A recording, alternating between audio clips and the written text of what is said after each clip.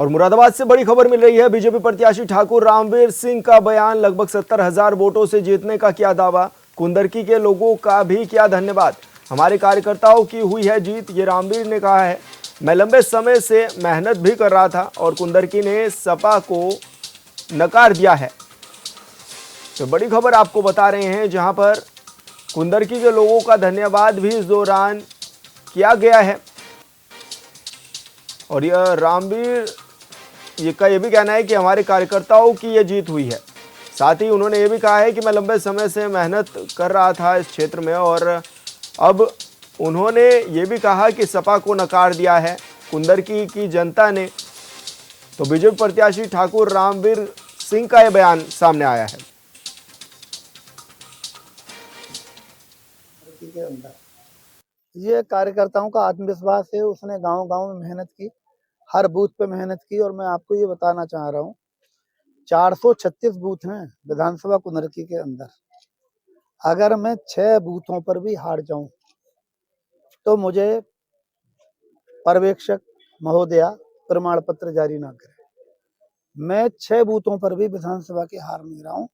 जो सपा प्रत्याशी का गांव है डोमघर, उसमें भी मैं एक बूथ पर जीत रहा हूं और एक बूथ पे बराबर।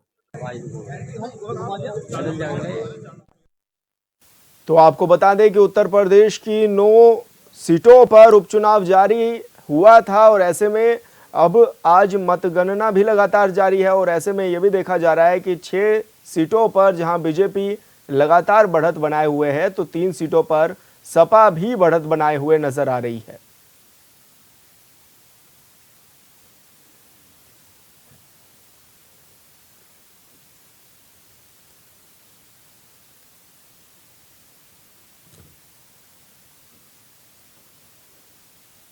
और सपा प्रवक्ता धर्मेंद्र सिंह यादव हमारे साथ फोन लाइन पर जुड़ गए हैं। धर्मेंद्र जी, बहुत स्वागत है आपका चैनल पर।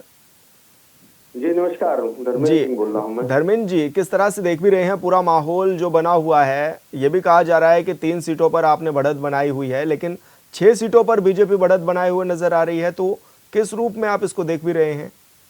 देखिए, एक तो उत्तर प्रदेश की महान जनता है जिन्होंने इनके आतंक और भय के बाद भी इतना मत किया और नैतिक रूप से समाजवादी पार्टी को जीत दिलाई। अब रही सवाल सीटों की संख्या का, अभी ये अंतिम परिणाम नहीं है। जो 3 सीटें आप बता रहे हैं समाजवादी पार्टी आगे है, इनमें हम काफी अंतर से आगे हैं और 2 ऐसी सीटें जहां मामूली अंतर से पीछे रह जा रहे हैं। तो उस हिसाब से अंतिम परिणाम जहां तक हमें है, 6 से 7 सीटें समाजवादी पार्टी जीतेगी। अब उससे बड़ा सवाल है कि ये उत्तर प्रदेश या देश के लोकतांत्रिक इतिहास में पहली बार ऐसा हुआ कि जब सरकार और मशीनें मिल करके मत कम करने का प्रयास किया, मत रोकने का प्रयास किया। जबकि होता था, लगातार कैंपेन होता है कि लोकतंत्र में सबसे ज्यादा से ज्यादा लोग निकल के आए और अपना मत दें जिससे लोकतंत्र मजबूत हो। लेकिन ये पहली बार हुआ कि लगातार प्रशासन, पुलिस के लोगों ने कहीं आईडी चेक करने के नाम पर कहीं बैरियर लगा करके एक वोट तुम्हारा पड़ेगा ही नहीं, इस तरह मोहल्ले के लोगों को रोकने का काम किया। इसने लोकतंत्र को कलंकित कर दिया। और ये उसी दिन तय हो गया था कि भारतीय जनता पार्टी को मालूम है कि 6-0 से हारेंगे, 9-0 से हारेंगे, इसलिए भारतीय जनता पार्टी ने ऐसा किया और वो कमोबेश दिख भी रहा है। लेकिन वो तो चुनाव आयोग ने कार्रवाई भी की है उस मामले में। तो आप लोगों ने जब मामला उठाया और चुनाव आयोग तक जब मामले को पहुंचाया, 100 से अधिक ऐसे वीडियो आए जिसमें इस तरह की हरकतें प्रशासन ने किया। कि ठीक है, निर्वाचन आयोग को चाहिए था कि इसकी गंभीरता को समझ करके निर्वाचन रद्द करके दोबारा करना चाहिए था। लेकिन ठीक है, सस्पेंड कर देने से क्या निर्वाचन आयोग की शुचिता बच गई? निर्वाचन की शुचिता बची? निर्वाचन निष्पक्ष हो पाया? नहीं ना। उसको सस्पेंड कर देना अलग बात है, लेकिन निर्वाचन शुचिता पूर्वक और निर्बाध और सुव्यवस्थित और निष्पक्ष हो, इसके लिए जरूरी था कि दोबारा चुनाव कराया जाए।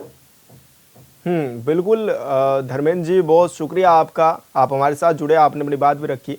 और जटाशंकर त्रिपाठी जी हमारे साथ जुड़ गए हैं, वरिष्ठ नेता हैं भाजपा के। जटाशंकर जी, किस रूप में आप देख भी रहे हैं इस पूरे माहौल को? ये भी देखा जा रहा है कि 6 सीटों पर आप बढ़त भी बनाए हुए हैं, तो क्या माने 3 सीटों पर कहाँ कमी रह गई?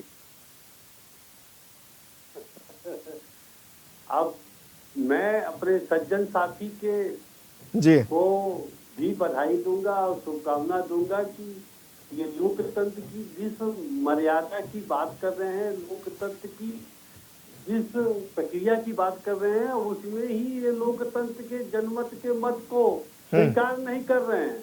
जी। लोकतंत्र के जनमत की मत को इनको स्वीकार करना चाहिए।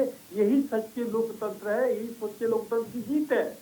अब जब नाचने आवे आंगन टेढ़ा, क्या क्या कोई कौन सा कसर कोई छोड़ देता है जीतने में? जैसा कि जो आपने सवाल ही कर दिया कि 3 सीटों पर हमारी अगर बढ़त नहीं हो रही है, तो सवाल आप हमसे कर रहे हैं जी। तो वही सवाल है कि कोई भी पार्टी या कोई भी उम्मीदवार जब लड़ता है तो जीतने की लड़ता है, और लोकतंत्र उसकी रखवाली करती है, उसकी जनमत की पहचान करती है, उसे जीत दिलाने का काम करती है।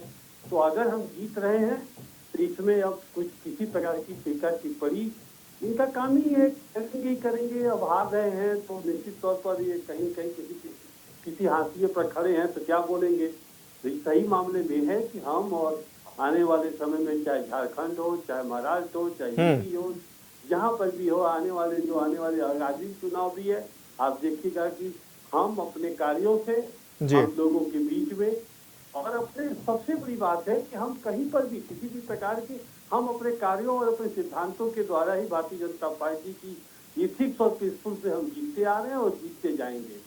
रही बात 3 सीटों पर, वहाँ भी हम अपने लोकतंत्र की, लोकमत की हम इज्जत कर रहे हैं। अगर उन्होंने हमारे अंदर कुछ कमी देखी है तो हम उसकी इज्जत कर रहे हैं और अगली साल के लिए फिर वादा कर रहे हैं। जी बिल्कुल जटाशंकर जी, आपने अपनी बात रखी, बहुत शुक्रिया आपका।